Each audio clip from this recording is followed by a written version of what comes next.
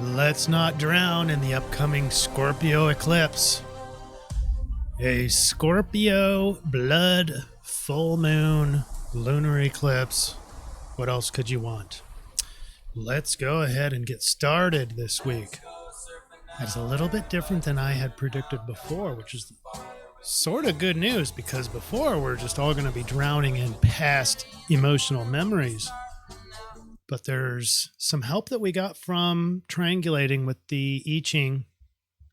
And hold on, let me get my pointer out because I forgot to do that. All right, where do we begin? Obviously, right in the center of our focus, of our triangulation of energies, right there in the center is the eclipse. And it's in Scorpio, and it's a blood moon. It's several hours where the light energy from the sun is going to get eclipsed by the earth in between the two. And it's just going to cast a big shadow on the moon for that period of time on the full moon. Full moon is not going to be full. And it's going to be several hours, like I mentioned. Then the I-Ching says the cauldron. Now, this is an overlap because the full moon eclipse has this nice little, it's a big triple trine over to Mars, Neptune, and Jupiter. And what that's going to do is create a energy to where you can really focus on your dreams. You can manifest the dreams, even though you might be literally or figuratively drowning in these Scorpio past emotional memories. Okay. We're going to get more into that. So there's definitely a Scorpio influence here. And for those of you who are not familiar with this, maybe because you're an Aquarian or a Gemini or some other air sign in particular are far away from these emotions. Scorpio waters run deep and people get overwhelmed by these feelings. It feels like they are drowning in emotion. And so it is a water sign, obviously, and it can tend to be vindictive. And that's sort of the attachment to the past. It's an attachment to other living beings that maybe you were wronged. And so instead of just negotiating something of equality, the Scorpio wants to and really take a jab. And that's what hooks you into these past memories. Everyone's going to be affected by this eclipse. But I'm telling you what, the Scorpios that I already have in my practice, some of them are already drowning, and the moon hasn't even gotten into Scorpio yet at the time of this recording. So the cauldron is a direct overlap of the full moon, but it also includes this triple trine to Mars, Neptune, and Jupiter. And we'll talk about what that means later. Then the Dreambot is second week in a row where I don't think this Dreambot, the collective unconscious, is triangulated in the influence. I think it's much more associated with the solution, but like identically associated with the solution. Now, occasionally that happens. It's not totally unusual, but I think the norm is the collective unconscious, normally like a tuning fork where it picks up the astrological influences. This week, I think it's picking up the astrological solutions. In other words, the sidereal solution. Anyway, we'll talk about what all that means and a whole lot more. We'll get some information for you on how to find more data on the eclipse coming up and when you can see it, where you can see it, and all that. So stick with me. We'll do the daily astrology. And we'll do the most important part was triangulating for the solution. In other words, how to react, how to try to behave, how to act in accordance with our triangulated solution. So hang on, all good stuff coming up next.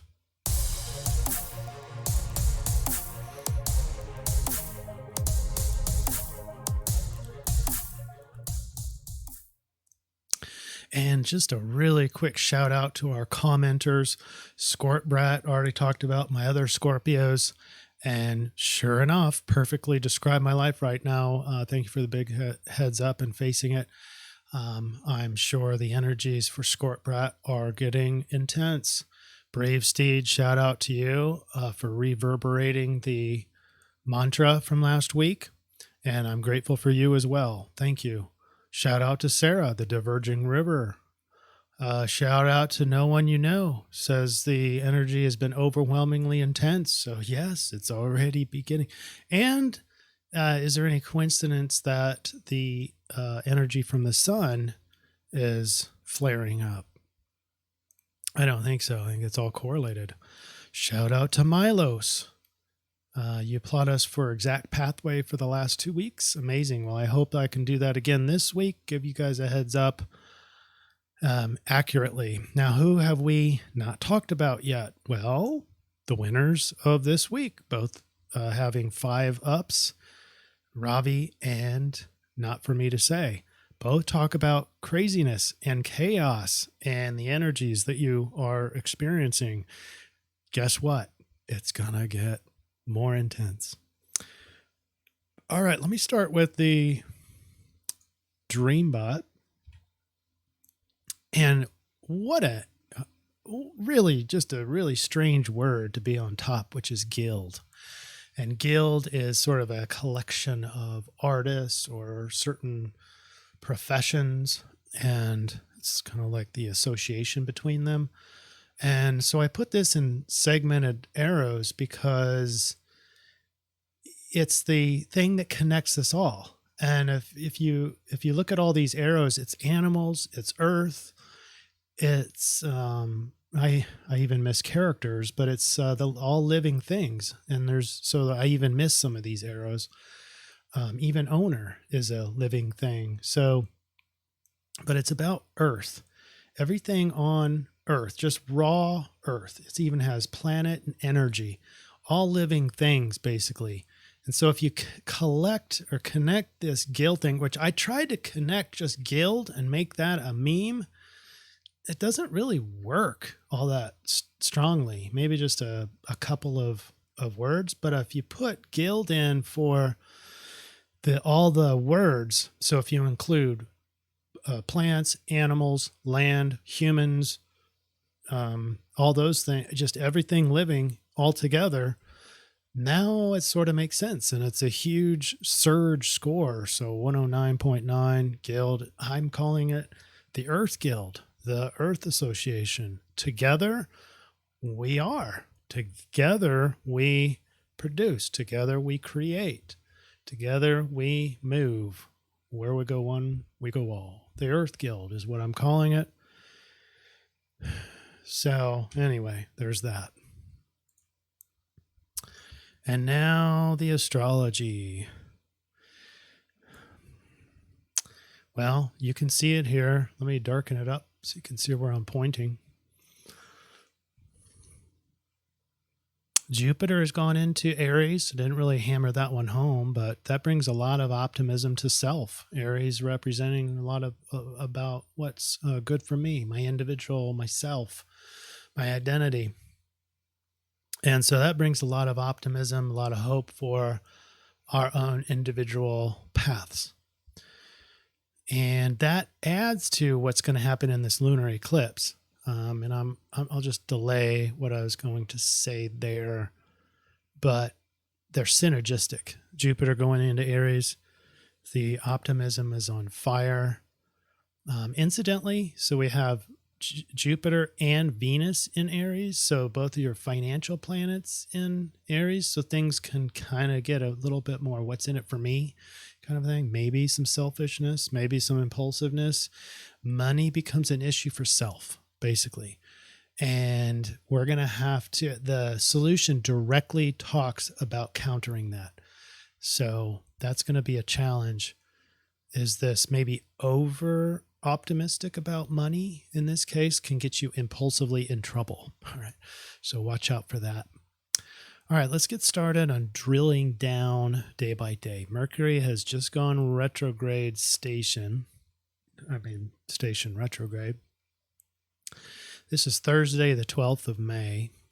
Doing this recording on the 11th. which is a Wednesday.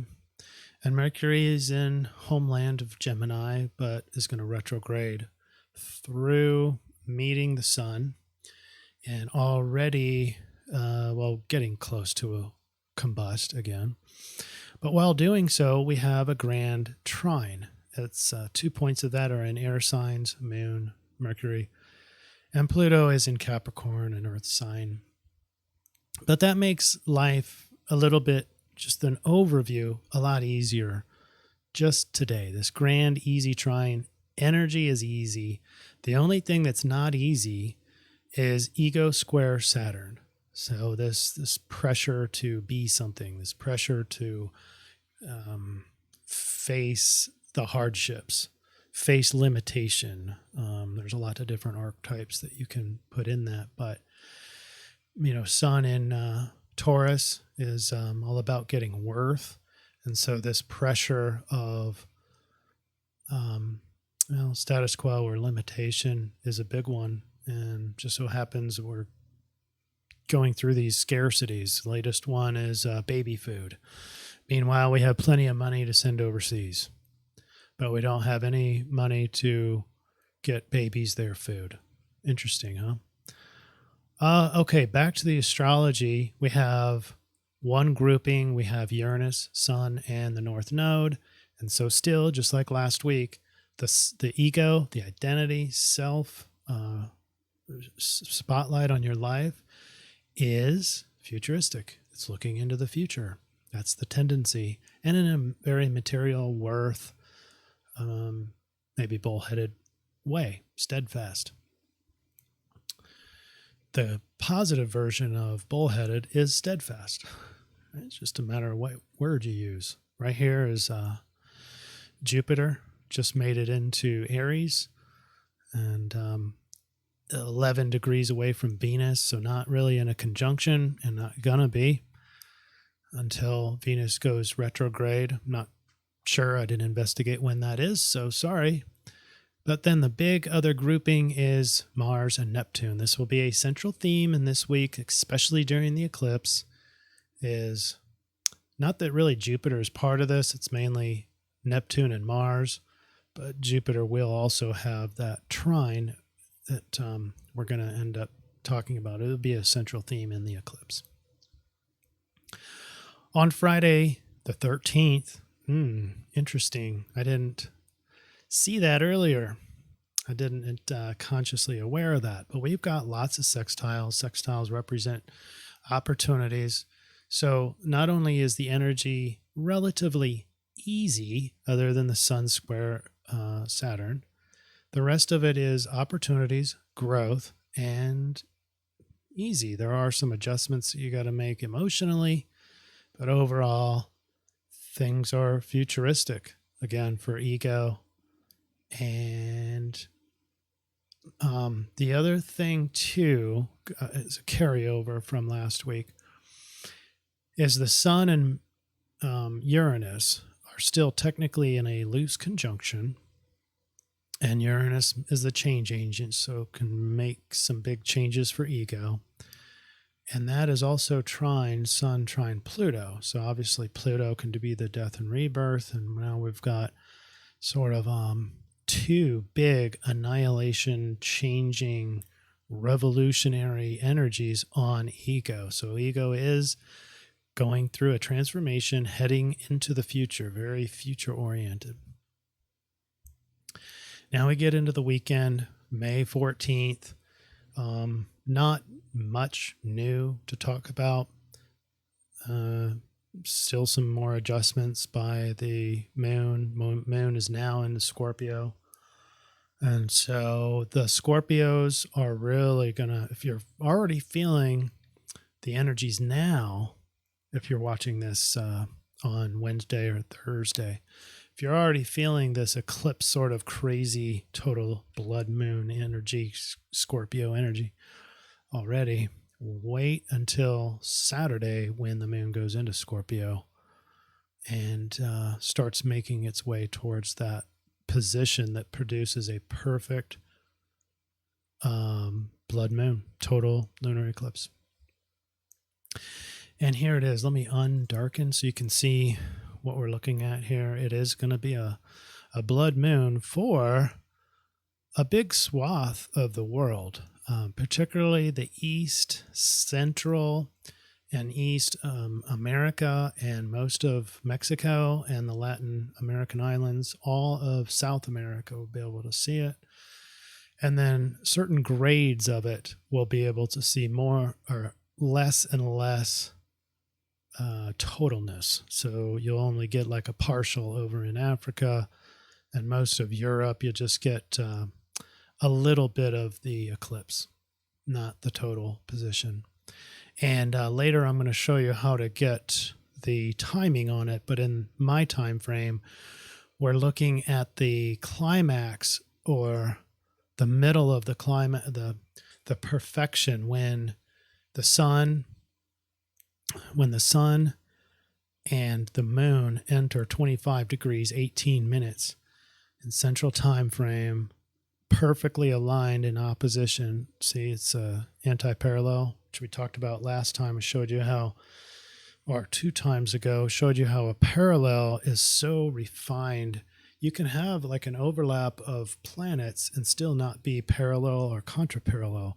So the fact that this is parallel is very tight, very, in this case, opposite ends, but perfectly opposite ends of the elevation on each side of the Earth. And but the total lunar eclipse actually starts at 10:30. So before this perfection is made, the total eclipse starts and then continues for several hours. And I'll show you where to find your timing, because your timing is going to be a little bit different depending on where you are. But basically, for all of us, we've got a moon that's over South Node that is 3 degrees away from the South Node. South Node represents past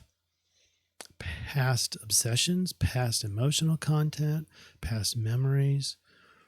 And with a Scorpio nature brings a very big intensity to it. That's what makes an already intense full blood eclipse into extreme eclipse, because of the Scorpio. Its intensity already. That's one of the characteristics of Scorpio. Tense, intensity, obsession, vindictiveness, potentially. All right, so now, because of the I-Ching, it really focuses in on this triple trine over to Mars, Neptune, and Jupiter. And this is a really neat thing, because what I mentioned before was, where I thought was going to happen was the eclipse. The sun energy is going to get eclipsed by the Earth. It's in the middle. And the moon is just going to be left there over the South Node in Scorpio, just drowning in these emotional memories. Well, the intensity, even the vindictiveness, the emotional content there can easily, and that's what a trine is, easy energy flows to Mars over Neptune. And the I-Ching focuses on this triple trine, which is Mars and Neptune, which is carrying out your dreams. Mars is the yang. Yang in Pisces, so it's a self-sacrificing ability to carry out and manifest your dreams. So basically what's happening is this big energy, undoubtedly for everybody, including your air signs like Aquarius, will still have these past influences, but the energy easily flows triple-wise over to Mars and Neptune. In other words, it can easily carry out your dreams. Now, what are dreams? This is our future casting we talked about. I thought that the future casting was going to take a break during the eclipse. It doesn't look like that. You get an energetic stamp for the next 6 months as this eclipse is happening. So you can take that big vibing energy, big emotions that's happening for all of us, And it can easily push that or channel that into intentionality, future casting, but it's a much more connected and Pisces sort of manifestation. So it's your service to society, your service to your self-sacrificing tendency, and one more thing. Let's see. One more big thing about this eclipse. There is a T-square here.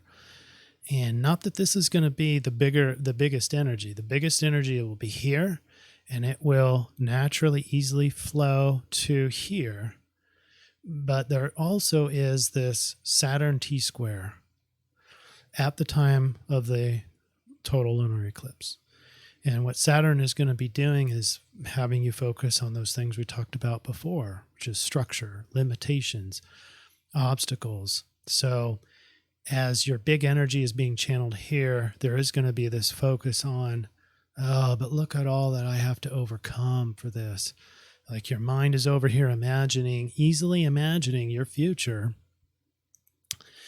Because don't forget, as your energy is, your emotion is channeled to Mars and Neptune. So the ability to carry out your dreams and fantasy, the opportunity is with, so the sextile is with Sun and even Mercury and North Node. So it's your future.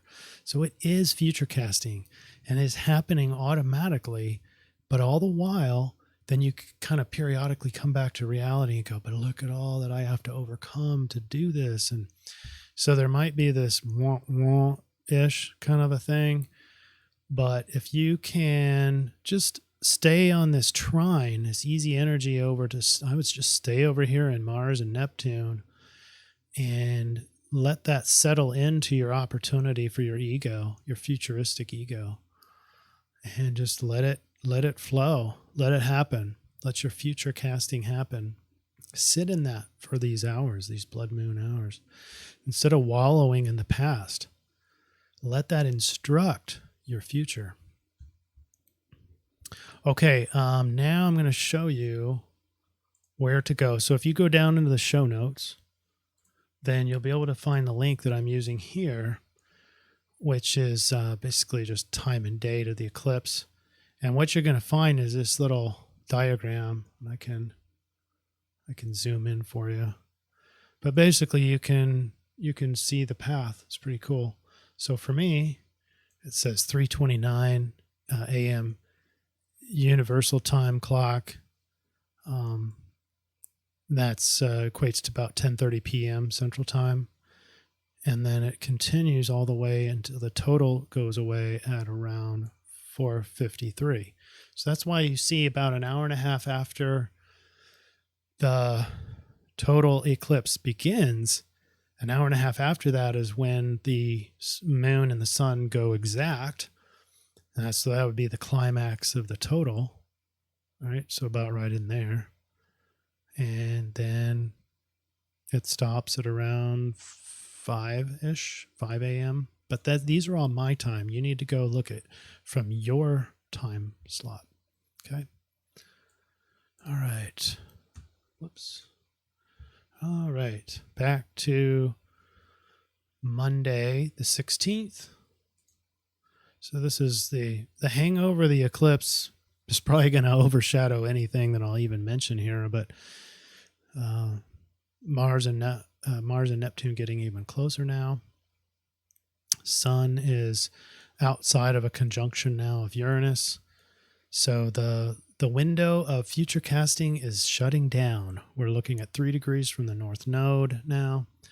So this is sort of it winds down quickly. The portal closes. The opportunity for future casting is it's nearing its end. Although, keep in mind that snapshot, that energetic snapshot of this eclipse does last for roughly 6 months. Tuesday, the 17th, Mercury now in the retrograde is officially now in a combust with the sun. And so what that means is thoughts are getting more obscure, maybe bad logic. It's hard to ascertain things, and this phenomenon, this weakening of Mercury, is going to get even worse as it gets closer up into the Cazimi, potentially. And then Mars and Neptune getting really close to an exact position here. The moon that just got finished with its eclipse is now putting a pressure on this. And so the future that you casted earlier now sort of feels emotionally more difficult, or a stronger pressure to get it done. Maybe you feel this energy of, I can't think of anything else. Maybe that obsession converts over to, I have to get this done. Wednesday, the last day in our CIRF week. So Sun is trine to Pluto and getting into a very tight with Mercury. We're only 5 degrees away from each other, but they're both trined over to Pluto, which means easy death and rebirth of ego and thoughts. Check out the influence in the I-Ching. The cauldron symbolizes nourishment and rejuvenation. And I thought, nourishment and rejuvenation? What the heck? But check this out. Opportunity comes to those who persist in their dreams. Isn't that exactly everything about that snapshot of the eclipse? The opportunity is the sextile from Neptune over to the Sun. Comes to those who persist in their dreams. Persist is Mars, and the grand trine from the moon. And you've got the big energy from the eclipse that easily just pushing right down to the Mars and Neptune. This is it. Opportunity comes to those who persist in their dreams. So that's the influence. It becomes easy to persist in your dreams. This reading suggests nourishment and transformation for people of goodwill. Good fortune and success are indicated here. Rejuvenation means that people in honorable pursuit of their dreams are properly nourished and valued. And it is like, remember Mars is in Pisces, so it's more of a self-sacrificing nature. Is what can you do for your fellow people, your guild, your Earth guild? But you're going to be honored for that. And that's going to be rejuvenating to feel that validation from outside of you for the efforts that you're putting in. It's not just total self-sacrifice and then getting resentful because nobody's paying attention. This is quite the opposite. It's a very life purpose sort of arrangement with Mars and Pisces, because a life purpose, the hallmark feature of a purpose is, what are you doing to add value to other people's lives directly from your tool chest, to your skills, your passions, your talents. If you're just using those skills and talents just for betterment of yourself and no one else, it's not wrong. It's just you're not going to get fulfilled. You're going to have this existential vacuum. So once you apply this not self-sacrifice, and once you apply those skills to other people, and at least some amount of increasing value over to the other people, that's when you start to fill up your own cup. Sort of a karmic thing. Line 5 says, modest people can find helpers if their humility is coupled with their natural abilities. That's what I just talked about. That's crazy. All right, now let's convert over, put the one change line in, and you get liaison. We've been talking a lot about liaison lately as a solution. It just means that be aware of power struggles that are happening. They're going to get worse. They're going to get more opposed. Be wary of temptations that arise because of power of your position. Conversely, your connection to someone in an important position. Combat temptations to take unfair advantage of power differentials. When honorable and balanced, there are indeed times when a rendezvous of the yielding and the strong turns out to be a great opportunity for a positive, constructive relationship.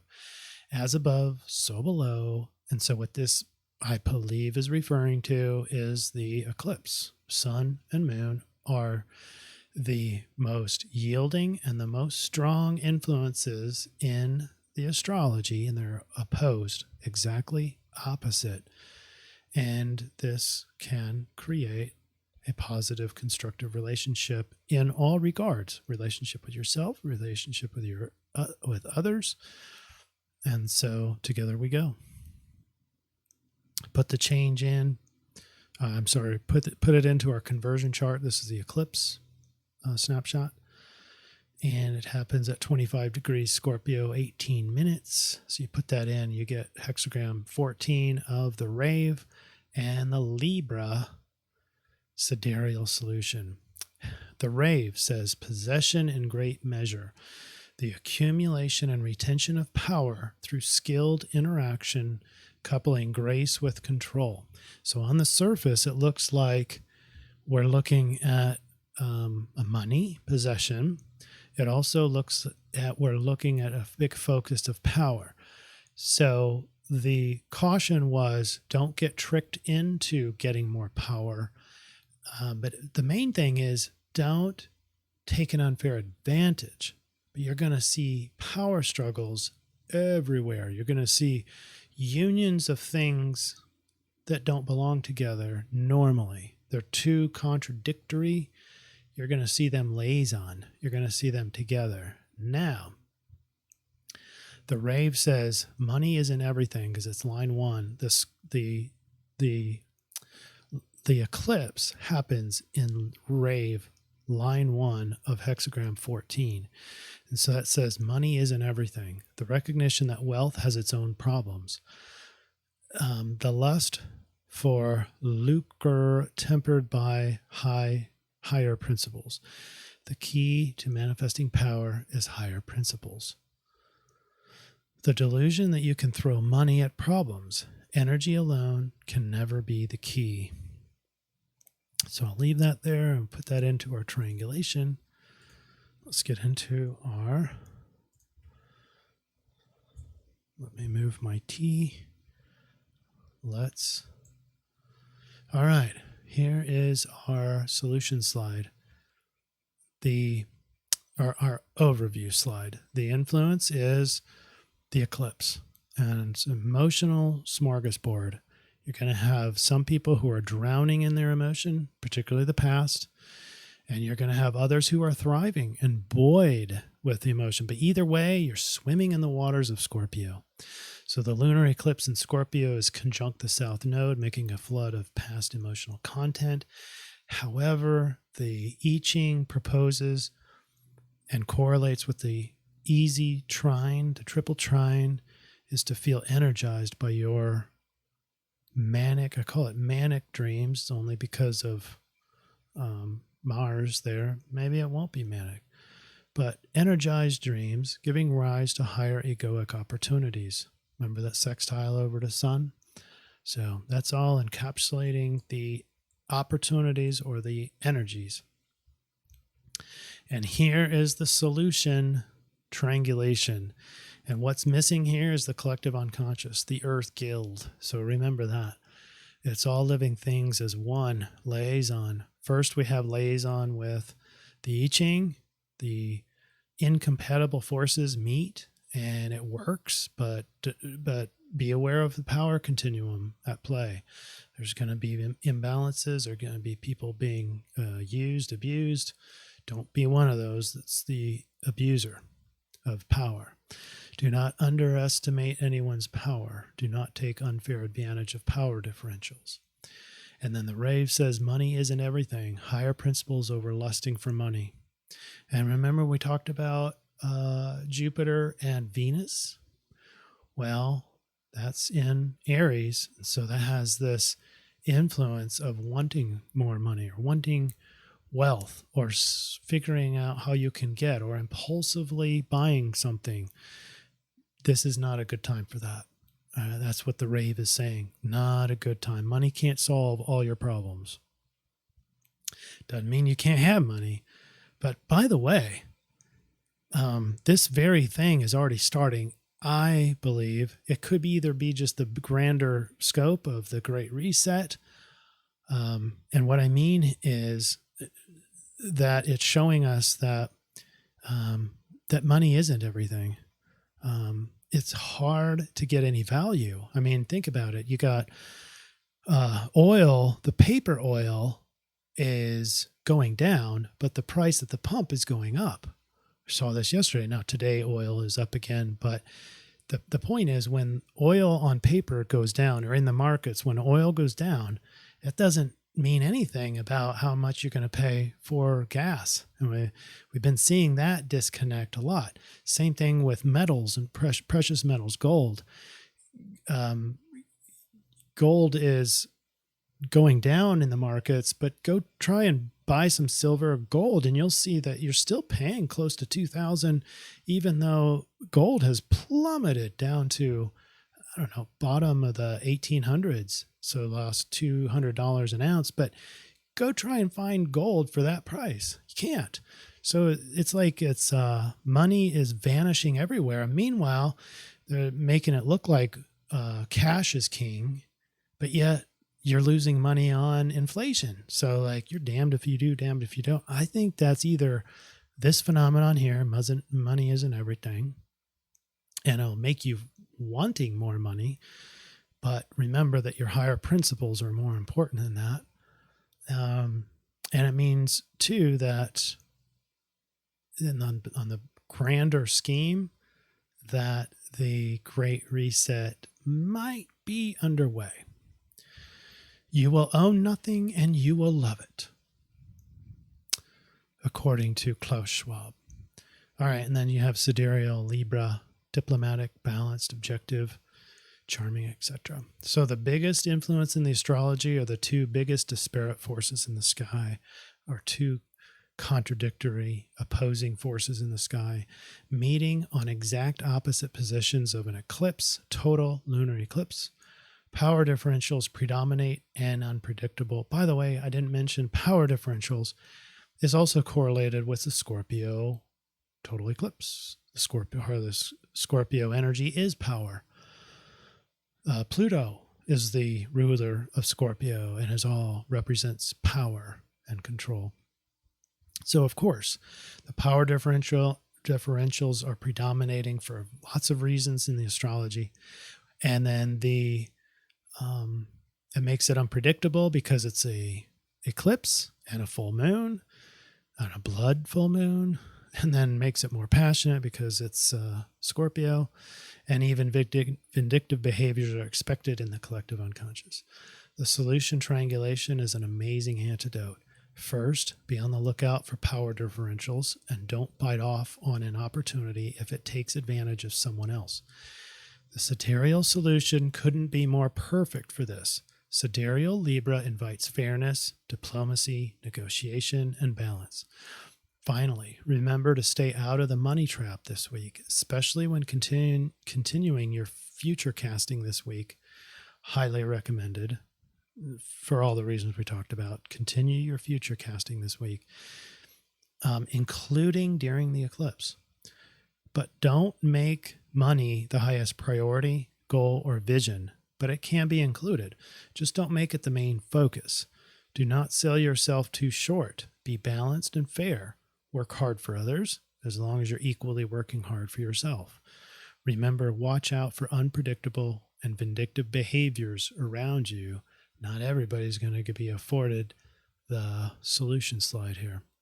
Now, as a mantra, one option that you can use is as a diplomat of the Earth Guild, i.e., part of the collective unconscious, or a part of the all living things, the energetic beings here on the planet.